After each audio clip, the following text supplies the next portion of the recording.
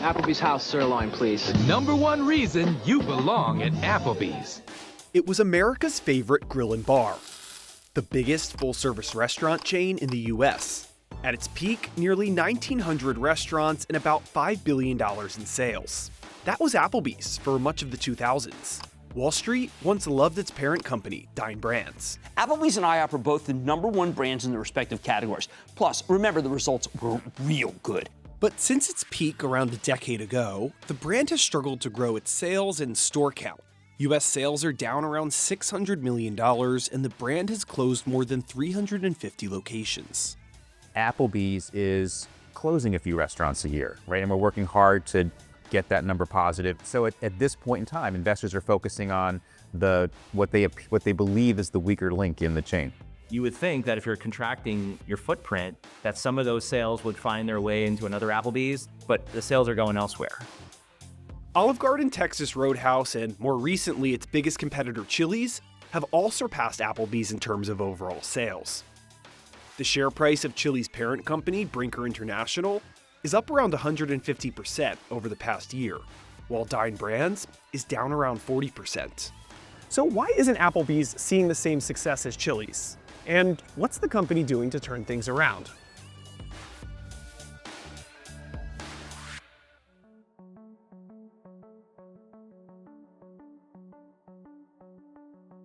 Applebee's first opened its doors in 1980 under the name TJ Applebee's RX for edibles and elixirs in Decatur, Georgia. The business was sold a few times over the next couple of years and began franchising under the name Applebee's Neighborhood Grill and Bar. It grew rapidly in the US, jumping from 100 restaurants in 1989 to over 1,500 locations by 2003. By then, it was the biggest sit-down restaurant chain in the US. Eating good in the neighborhood. IHOP acquired Applebee's in 2007, forming the company that is today known as Dine Brands. Its share price peaked in 2015, but since then it's been a bumpy ride for Dine stock. The company spent $75 million implementing wood-fire grills, but the hand-cut steaks made in them were too expensive for its value-oriented consumer. It sent the stock price tumbling in 2016 and 2017. The announcement of a new CEO and the introduction of dollar margaritas helped rebound the stock, but ultimately, the pandemic sent it crashing again. And despite an initial post-pandemic rebound, Dine stock has been on a years-long decline. There's just nothing exciting to grasp onto unless you can show that you can develop. And unfortunately, Dine has been shrinking for a number of years. We are crazy undervalued, in our opinion. When you look at the fundamentals of the company, the cash flow that we generate year in and year out, the stock at the moment is not anticipating what we think are the fundamentals of the company and the potential for growth. Dine Brand's recent struggles with Applebee's have really centered on its inability to grow sales at its existing restaurants. Applebee's has seen declines for 8 consecutive quarters. If I were to poll the investors in terms of what's important to the stock, I would say Applebee's same-store sales, for whatever reason, kind of punches above its weight. And it might just have to do with, okay, well, we can kind of benchmark it against Chili's, we can benchmark it against Darden. IHOP actually is the bigger profit contributor, largely because they own some real estate. Just last year, 2 Applebee's franchisees filed for bankruptcy within weeks of each other. It's a warning sign, but it isn't anything I think is going to be a material problem in the next year or two. You have to get their core customer back. Once you kind of fall out, it's very difficult to turn around unless you get somebody that is super skilled that's able to do it. But even then, your brand is kind of faded. In January 2025, the company laid off 9% of its corporate workforce. Dine Brands blamed sluggish 2024 sales on macroeconomic pressure. But that hasn't hurt its biggest competitor, Chili's, whose same-store sales increased by double-digit percentages over the past 4 quarters. Our main competitor had a fantastic 2024, and we congratulate them for that. It's been a horse race between us and Chili's for years. And at any given time in a horse race, one horse's nose is ahead of the other. And so we've got to run a little bit faster in 2025, and we're doing a lot of work to get there.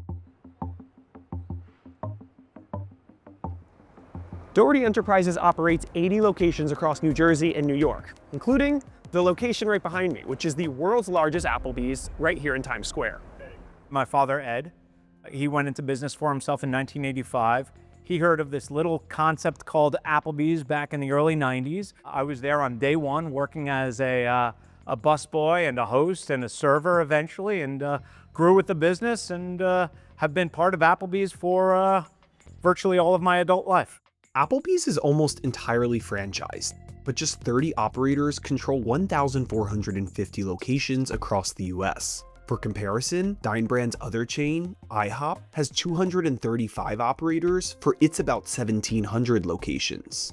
Being almost entirely franchised makes its parent company, Dine Brand, an asset-light business. Investors tend to like asset-light businesses. You know, you're guaranteed a certain range of earnings, even if same-store sales move plus or minus in one direction. So that's why the asset-light model works for a public company. But in terms of Dine Brands, it just doesn't have a lot of attention because there aren't many franchised full-service businesses to compare it to. Only 8% of Chili's US restaurants are franchised. This business model made it a lot easier for the chain to pull off a major comeback last year. Decisions that are made at the corporate level can be executed more quickly. System-wide changes at Applebee's requires buy-in from its franchisees. If Dine Brands went to their franchisees and said, hey, we want you to, increase your head count by 10%, franchisees might, have something to say about that. And there's multiple stakeholders at the table. As fast food has become increasingly expensive, both Chili's and Applebee's have focused on deals. This Chili's 3 for Me is the best $10.99 you can eat. $9.99. Applebee's really big meal deal. But the difference in their success comes down to the level of investment made into the restaurants, not just the price of its food. Chili's didn't just decide to put a burger for $10.99 on the menu and then see a 30% surge in sales, a 20% surge in traffic. They spent $65 million in labor. They simplified the menu. They went viral because people pull, like we did the cheese pulls on TikTok.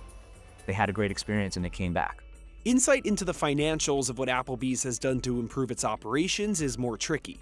Applebee's does not break out the expenses of its individual franchisees. And the franchisee model is great as far as financial engineering, but the downside to that is you don't have operational control. So a franchisee can pretty much do whatever they want as long as they pay their franchise fees.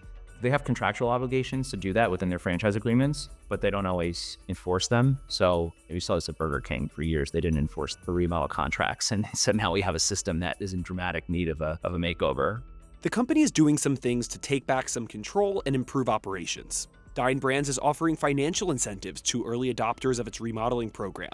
It expects all of its Applebee's to be remodeled within the next 3 years.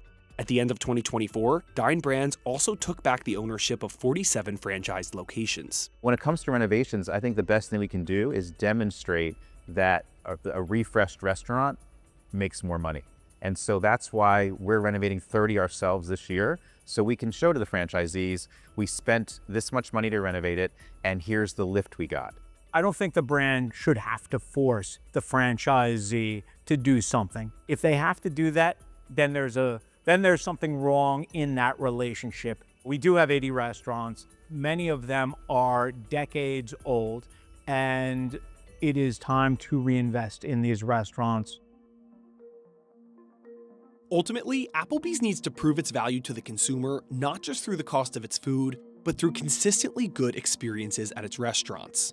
What's really important is the repeat business, so the same customers come back on a regularly scheduled basis. That's the primary thing they need to do. And then they also need to emphasize carryout, because what carryout does is you take an existing space and you're running more volume through it. Another way Applebee's is looking to drive volume and grow its locations is by opening combination restaurants with IHOP. Dine says it will open 14 in the US this year and has dozens more in development. The first US location opened in Seguin, Texas in February 2025. It was a $2 million a year in sales IHOP, and it's now running at a rate of $6 million a year, adding an Applebee's. And so that franchisee alone, based upon those results, committed to opening 8 more. Years ago, Yum Brands tried doing this with KFC and Taco Bell. Darden tried it with Olive Garden and Red Lobster. Neither worked. But Dine Brand says its model is fundamentally different because its brands are not competing with each other. IHOP is mainly serving a morning crowd, and Applebee's is mainly serving an evening crowd. I don't think unit growth is all of a sudden going to ramp up to 5% because they're doing these combined units. But yeah, is there an opportunity in some markets where it makes sense? Absolutely. Another way the company is incentivizing growth is by making it less expensive for franchisees to build new restaurants. We've taken about $1 million out of the cost of building a new Applebee's, primarily in the kitchen, in the back of house. We found less expensive ways to do things than we were doing 30 years ago when many of the buildings were built. Despite closing about 165 restaurants since 2019, Applebee's is still generating the same level of sales. Of course, much of that has to do with price increases of about 40% since the pandemic, which was in line with its competitors. However, investors are looking for system-wide growth, both in overall sales and the number of locations. The restaurant industry is challenging. Traffic was softer than we would like it to be in 2024. That being said, I'm very excited about where the future holds us. I truly believe in the brand, and I truly believe that we will figure it out and be successful long term.